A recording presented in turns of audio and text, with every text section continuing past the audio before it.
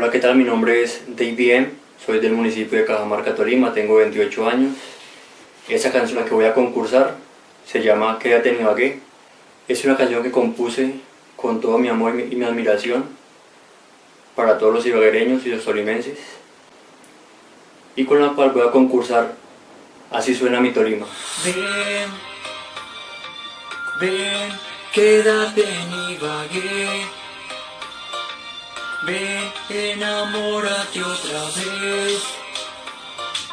Ven, te invito a conocer que Ibagué te va.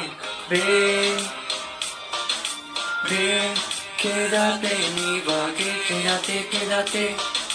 Ven, enamórate otra vez, Ibagué. Ven, te invito a conocer que Ibagué te va.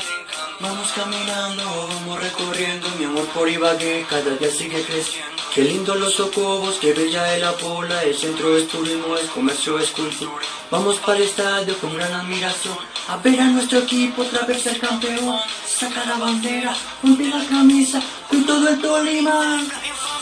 Si hace mucho sol, vamos al salado, a los balnearios o a comer helado. Si te gusta la cultura, el deporte, piensa en el Jordán o en el Ricaurte. Quédate en la fiesta, me vas a enamorar. Muchas mujeres lindas te van a cautivar. Si te sientes solo, triste o aburrido, un rico tamal, consiente tus sentidos.